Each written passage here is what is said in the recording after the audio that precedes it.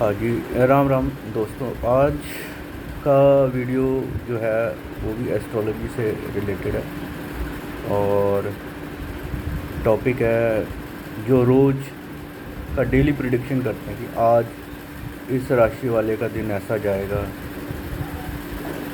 और ऐसे ही वो सभी राशियों के बारे में बताते हैं और कहते हैं कि ये ऐसी ऐसी प्रिडिक्शंस हैं, ऐसा ऐसा दिन जाएगा। तो मैं थोड़ा सा इसके ऊपर जागरूक करना चाहता हूँ लोगों को। ये जो प्रिडिक्शन करते हैं और जो लोग इसको सुनते हैं, सुने अच्छी बात है, कोई बात नहीं, उसमें कोई बुराई नहीं है सुनने में। पर अगर वो इसको जैसे वो कहते हैं सहस्त्र ले लेते हैं कि भाई हाँ ये ऐसा ही होगा या इसमें से कुछ परसेंटेज हमारे साथ हो सकती है, मतलब अगर हम कहें 10% भी, तो जो मेरा मत है वो जो प्रिडिक्ट करते हैं हर एक राशि के बारे में, उसमें से 10% भी आपके साथ रिलेट नहीं करेगा। पहली बात तो ये आप क्लियर कर लीजिए। हाँ, वो जो सुनने का मतलब ये होता है कि वो जैसे हमारे वो एक फेरी टेल कहानियाँ जैसे होती है, उस तरीके से अगर सुनना उसको और आपका मन हल्का होता है या आपको अच्छी फीलिंग आती है तो आप उसको सुने, उसमें कोई प्रॉब्लम नहीं। पर उस पर अगर आप कहें कि उसमें से 10% भी आपका सही, किसी का भी, अगर उन्होंने जैसे मेष राशि के बारे में बताया, एरीज मेष या एरीज या ऐसे किसी भी राशि के बारे में कोई भी प्रिडिक्शन की है या कुछ भी बताया है कि ऐसे होने की संभावनाएं हैं आज इस राशि वालों के साथ, तो उसकी 10% लोगों के साथ भी वो सही नहीं बैठेगी। क्यों? क्योंकि हर व्यक्ति एक पर्टिकुलर टाइम पीरियड, एक दशा, अंतरदशा और प्रत्यंतर दशा में जन्म लेता है, और फिर वो जो है हर राशि है वो हर 2 घंटे के बाद चेंज हो जाती है। जैसे फॉर एग्ज़ाम्पल मैं आपको बताऊं, मेष राशि को या एरीज को ले लें हम, जिसको हम जिस राशि में एक भी लिखा होता है उसको ले लें, तो वो होती है मेष राशि, है ना। तो मेष राशि जो है वो जब कोई आदमी पैदा हुआ तो वो 2 घंटे के लिए रहेगी। सपोज़ कर लो उसका टाइम पीरियड शुरू हुआ सुबह 8 बजे, 8 बजे से लेकर 9 बजे तक जितने भी जातक पैदा होंगे वो सब मेष राशि, मेष लगन लेके ही पैदा होंगे। इवन दो ये ऑल ओवर वर्ल्ड के अंदर यही सिनेरियो चलेगा। मतलब ये नहीं कह रहा अब इंडिया में 8 बजे है तो टाइम डिफरेंस देख लेना, जैसे इंडिया में 8 बजे है तो अब ऑस्ट्रेलिया जो है वो गर्मियों में या सर्दियों में 5.5-3 घंटे का फ़र्क होता है, तो वहाँ पे वो टाइम होगा। जो इंडिया के 8 हैं वो वहाँ के टाइम पीरियड के हिसाब से वो उन सब की राशि मेष ही होगी, या जो हमारे से पीछे भी चल रहे हैं, पर मैं फॉर एग्ज़ाम्पल इंडिया की लेके चल रहा हूँ। तो इतने लोग दुनिया में पैदा होंगे उस पर्टिकुलर टाइम के अंदर, उन लोगों का भी अगर वो प्रेडिक्शन करेंगे उस राशि के हिसाब से तो वो भी सबके लिए सटीक नहीं बैठेगा। उसमें भी आगे काफ़ी अंतर आते हैं। जैसे एक जो लग्न या राशि, लग्न और राशि जिसमें वो मेष राशि और लग्न एक ही हो, उसमें जो आदमी पैदा हुआ है उसमें भी आगे फिर उसके विभाग होते हैं कि वो किस नक्षत्र में पैदा हुआ है, फिर उसका उपनक्षत्र क्या है, फिर जो उसके उपनक्षत्र के स्वामी है वो कहाँ कहाँ बैठे हैं, वो जो चीज़ है कहाँ कहाँ बैठे हैं उसके उपनक्षत्र के स्वामी या उनका वो प्लेसेस के हिसाब से डिफ्रेंशिएट हो जाते हैं, वो अलग अलग पोजीशंस पे आ जाते हैं। तो ये एक मेरा बताना था, जो डेली न्यूज़ चैनल्स पे या कहीं पे भी बैठ के बताते हैं कि भाई ऐसा आज इस राशि वालों के साथ ऐसा होगा ऐसा होगा, तो ये भी एक मिथ है। इसको एज अ फेरी टेल या नानी दादी की कहानियों की तरह, दंत कथाओं की तरह आप इसको सुन सकते हैं, जो आपके मन को अच्छी भी लगेगी क्योंकि वो बातें तो अच्छी ही करते हैं, कुछ बीच में बोल देते हैं साइकोलॉजिकली ये होगा, फिर उसी के लिए बोल देते हैं कि भाई ये भी हो जाएगा, तो वो मिक्स सा बोलते हैं कि लोगों को अच्छा ही लगे, और वो अच्छा भी है, अच्छी बातें करेंगे तो अच्छा भी लगना चाहिए। तो ये एक मेरा आज का टॉपिक था, इस पे मैंने बोलना था आज। बाकी अब सोच रहा हूँ आगे की थोड़ा सा अपना सिखाने की भी कोशिश करूँगा, पर फिर भी इसको सीखने के लिए ये छोटे छोटे जो क्लिप्स हैं इनमें बात नहीं बनेगी, इसके लिए बैठ के लंबी वीडियो बनानी पड़ेगी। तो खैर वो देखेंगे, सोचेंगे उससे क्या करना है। पर हाँ, ये ऐसे छोटे छोटे मिथ मैं आपके क्लियर करता जाऊँगा, तो इस बात का ध्यान रखिए। फिर भी आज एक छोटा सा आपको बताता हूँ। आज हम मेष राशि से शुरू करते हैं। मेष राशि और मेष लगन, एरीज राशि और एरीज ही लगन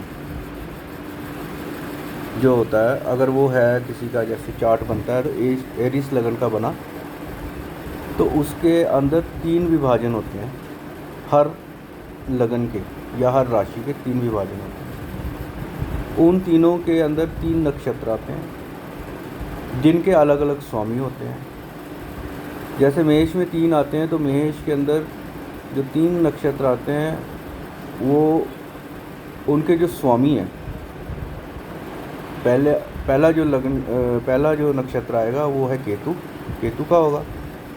दूसरा जो आएगा वो शुक्र का होगा, और तीसरा जो आएगा वो सूर्य का होगा। तो ऐसे ही हर राशियों में आगे चलता है कि वो 3-3 एक राशि जो है वो 3-3 नक्षत्र में विभाजित होती हैं। फिर उनके अंदर वो प्लैनेट्स बैठते हैं, फिर उनकी रीडिंग्स होती है, फिर उनके हाउस होते हैं।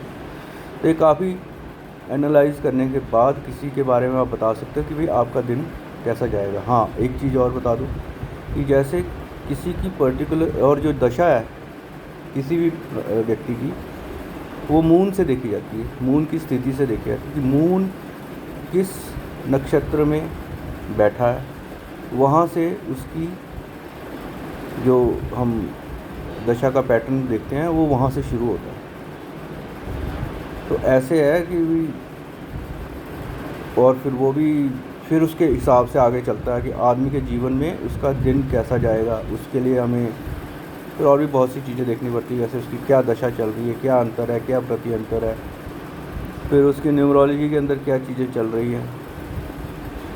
उसके अंदर भी न्यूमरोलॉजी में भी दशा, अंतरदशा, प्रति अंतरदशा होती है, तो उनको देखना पड़ता है। तो ऐसे फिर कहीं जाके हम किसी एक आदमी, पर्टिकुलर आदमी का एक सर्टेन फ्रेम ऑफ टाइम का पीरियड को प्रिडिक्ट कर पाते हैं कि हाँ भाई ऐसी संभावनाएं आपकी ज़िंदगी में इस टाइम से लेके इस टाइम तक है।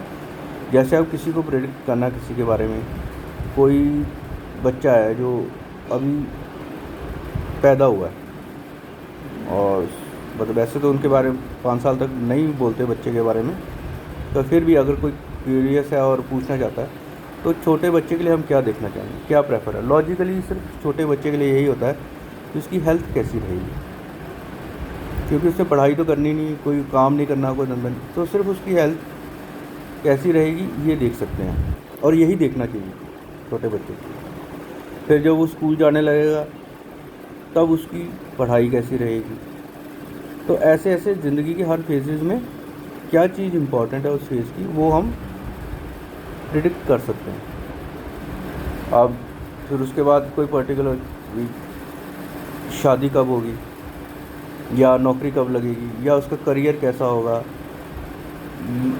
ऐसी चीज़ों को हम प्रेडिक्ट कर सकते हैं। वो आजकल जैसे पंजाब या कुछ एरियाज़ में ये है कि फ़ॉरेन ट्रैवल का पूछते हैं कि वे हमारी बाहर सेटल होंगे कि नहीं होंगे, वो भी बताया जा सकता है।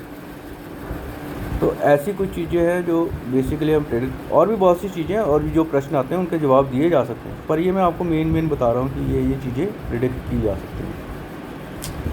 तो अगर कोई चाहवान हो और ऐसी कोई प्रेडिक्शन लॉजिकली जो लेना चाहता है, वो मेरे इस यूट्यूब पे कोई मैसेज भेज दे अपना, तो मैं अपना नंबर उसको वहाँ पे बता दूंगा, तो वो फिर उसके बाद हम कांटेक्ट करके एक प्रश्न दे सकते हैं उसका जवाब। पर हाँ, ये आपसे मैं ज़रूर कहूँगा कि जिस प्रश्न का मैं जवाब आप मेरे से आंसर लेते हैं वो और ज्योतिषियों से भी जाके पूछना है, कंफर्म करना है और फिर डिफरेंशिएट करना है कि मैंने जो बात समझाई। क्योंकि एक प्रश्न के बारे में हम डिटेल में बात करेंगे, जिसमें मैं आपको सब समझाऊंगा। अगर आप एक तरह का ये समझिए कि ट्यूशन की तरह समझा दूंगा आपको, जितना आप समझना चाहें, वो आपकी इच्छा पे डिपेंड है। अगर आप सिर्फ जवाब लेके संतुष्ट होना चाहते हैं तो वो भी दे दूँगा, समझना चाहेंगे तो समझाऊँगा। फिर वो आपने किसी और ज्योतिष से भी जाके पूछना है, ये नहीं कि मेरी बात सुन के तो वहीं पे ख़त्म कर देना। पूछो उसको, ताकि आपको पता लगे कि ज्योतिष क्या विद्या है और सही ज्योतिष का जानकार आपको लाइफ में कितनी मदद कर सकता है। और ये जो बताते हैं इनसे थोड़ा फिर आप एक आपकी आई साइट या आपकी विज़न थोड़ी बड़ी हो जाएगी और आप पहचान पाएंगे कि कौन सच बोल रहा है लॉजिकली, कौन झूठ बोल रहा है। तो मेरा मोटिव ये वीडियो बनाने का यही है। बाकी हर किसी को शुभकामनाएं अपनी लाइफ के लिए। और अगर किसी को ये वीडियो पहुंचता है, मैं इसके लिए कोई ये नहीं कहूँगा कि मेरे वीडियो को सब्सक्राइब करें या मेरे चैनल को लाइक करें या ऐसे करें। यूट्यूब पे डाल दिया है, जिस तक परमात्मा ने सच्ची बात पहुंचानी होगी या जिसका टाइम अच्छा आएगा वो अपने आप ही, या जो भी उसकी किस्मत में होगा सच का सुनना, तो वो उसके तक ये वीडियो पहुंचेगा और वो खुद ही बात करेगा मुझसे, या हमारा संयोग होगा एक दूसरे से बात करने का, मेरी उसमें होगा कि मैं उसकी हेल्प करूं, तो वो परमात्मा पे छोड़ते हैं, है ना। तो ये मेरा जो कर्म है मैंने कर दिया। ठीक है, सबको राम राम, धन्यवाद। फिर अगले वीडियो में फिर मिलेंगे।